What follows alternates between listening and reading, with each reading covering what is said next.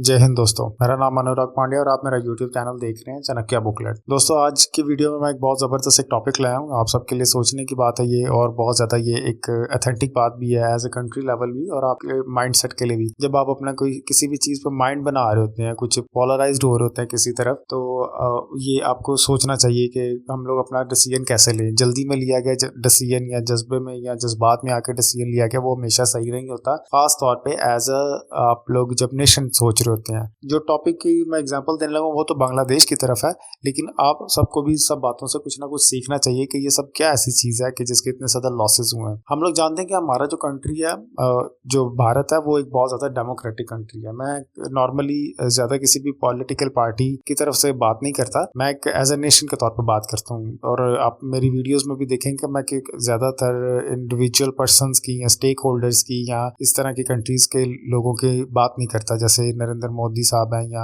और कोई हमारे जो विदेश मंत्रालय हैं जयशंकर साहब, उनके अलावा उनके मतलब मैं कोशिश करता हूँ कि कम उनका नाम लूँ और हम एज अ नेशन आगे चलें। अब एज अ नेशन हम लोग जब डिसीजन लेते हैं तो हम लोग बहुत सारी चीज़ों में अब क्रिटिसाइज का सोचते हैं, हम अपनी कंट्री पर क्रिटिसिज्म सोचते हैं, लेकिन हम लोग देखते हैं कि एक हमारी कंट्री में एक बात बहुत ज़्यादा पॉजिटिव है कि जो असल चीज़, जो ताकत है वो नेशन है, और जो पॉलिटिशियंस है, हमारे नेता हैं, वो है। अब नेता पॉलिटिशियन जो कंट्री के फैसले ले रहे होते हैं, जो डिसीजंस ले रहे होते हैं, वही सबसे बड़ी बात है, और वो बात करना जानते हैं, और वो तकरीबन काफ़ी सारी जो अपनी लाइफ है वो सारी डिसीजन मेकिंग में ही गुजारते हैं।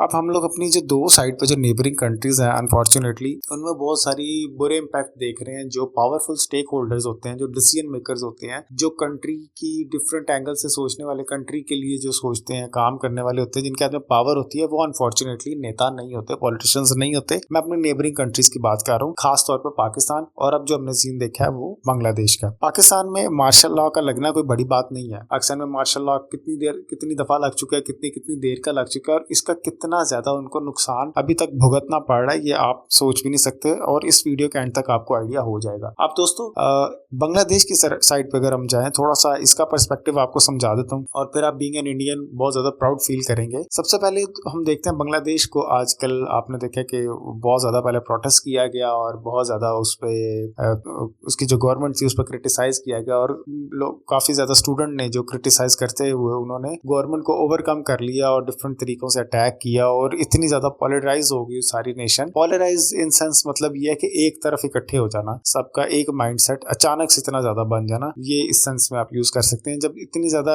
सडनली कोई पोलराइज हो जाए पूरी नेशन, वो एक बहुत ज्यादा डेंजर सिचुएशन होती है। माना कि इंडिया में भी और बाकी जगहों पे भी कुछ दंगे फसाद देखने में आते हैं, लेकिन उसका कोई जज्बात में आके कोई बहुत ज्यादा भयानक फैसला, गंभीर फैसला नहीं ले लेना चाहिए कि जिसका इम्पैक्ट पूरे के पूरे कंट्री पे पड़े। अब हुआ कुछ ऐसे कि बांग्लादेश की कुछ गवर्नमेंट की पॉलिसीज ऐसी थी, डेंजरस पॉलिसीज थी। डेंजरस इस सेंस में कि वो जो गवर्नमेंट के जो सीट्स का कोटा था वो अभी तक उनको मिल रहा था जो बांग्लादेश के फाउंडिंग मेंबर्स थे, फाउंडर्स थे जो बांग्लादेश के, उनके आगे जो नस्ल है या जो उनके आगे जो ग्रैंड डॉटर्स वगैरह हैं, ग्रैंड चिल्ड्रन है, उनको मिल रही थी। तो स्टूडेंट ने इसको बेसिक वजह समझा और इसी पे काफी ज्यादा प्रोटेस्ट किया और हल्ला गुल्ला वगैरह किया। और जब उन्होंने समझा कि ये जो टारगेट है मतलब हमारा अचीव हो गया, तो उन्होंने सुख का सांस लिया। इन द सेंस टारगेट उनका कैसे अचीव हुआ, जो उन्होंने पाकिस्तान से सीखा था। इंडिया से तो उन्होंने अभी तक सीखा ही नहीं कि पावरफुल जो भी है वो तो नेता ही है, वो तो पॉलिटिशियंस ही हैं। अब पाकिस्तान में बहुत दफा मार्शल लॉ लग चुका है। बिल्कुल सेम चीज ये बांग्लादेश ने दोहराई, क्योंकि बांग्लादेश बहुत ज्यादा कॉपी करने की कोशिश करता है अक्सर पाकिस्तान को भी। अब वो उसके नुकसानात भरने लगा है। सबसे पहला जो लॉस वो देखने में आया, जैसे ही गवर्नमेंट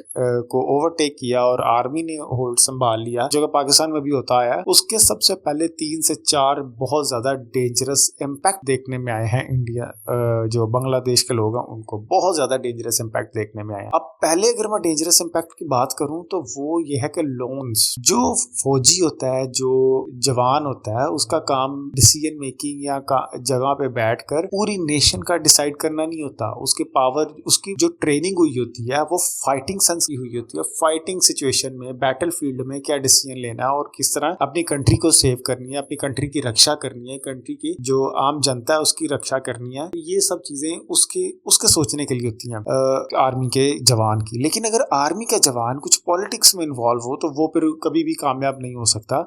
हमारे पास सबसे बड़ी मिसाल पाकिस्तान है और अब बांग्लादेश में भी हम ये चीज देख रहे हैं। जब आर्मी ने ओवरकम किया कंट्री को तो सबसे पहले जो हम लोगों ने देखा है कि अडानी ग्रुप का मिलियंस ऑफ डॉलर्स का बिल्कुल एग्जैक्टली सिंगल पर्सन, इंडिया के एक सिंगल पर्सन का मिलियंस ऑफ डॉलर्स का लोन उन्होंने अभी तक पे करना, और उनके हालात अब कुछ ऐसे नजर आ रहे हैं चूंकि उनको इस चीज का कोई खास एक्सपीरियंस तो है नहीं कि गवर्नमेंट किस तरह लीड करनी है, गवर्नमेंट का काम, जो सरकार के जो काम वगैरह होते हैं, जो गवर्नमेंट जॉब्स के जॉब होल्डर्स होते हैं उनको किस तरह डील करना, उनसे काम किस तरह निकलवाना है। अब हर चीज का जो हल होता है वो फाइट तो नहीं ना होती, अब काम किस तरह निकलवाना है, अब काम किस तरह निकलवाना है, वो चीज, वो एक टैक्ट होता है, वो गवर्नमेंट के जो लोग होते हैं, नेता वगैरह, वो ये काम शुरू से करते आ रहे हैं, करवाते आ रहे हैं, तबादले वगैरह करवाते हैं और अपनी मर्जी से उनको एडजस्ट करते हैं और फिर अवाम के बहुत ज्यादा मीटिंग्स करते हैं। अब जो आर्मी के जवान हैं वो तो इंटरनेशनल लेवल पे बड़े बड़े जो कंट्री के स्टेक होल्डर्स हैं, पॉलिटिशियंस हैं दूसरी कंट्री से, उनसे मीटिंग करने के कोई खास एक्सपीरियंस नहीं होते, कोई खास ट्रेनिंग नहीं होती, और फिर जब ट्रेनिंग नहीं होती तो अनफॉर्चुनेटली उनको बहुत सारे मामला में डील करना नहीं आता और कंट्री को उसमें लॉस उठाना पड़ता है। अब जो सबसे बदतरीन इम्पैक्ट जो इस वक्त देखने में है, रशिया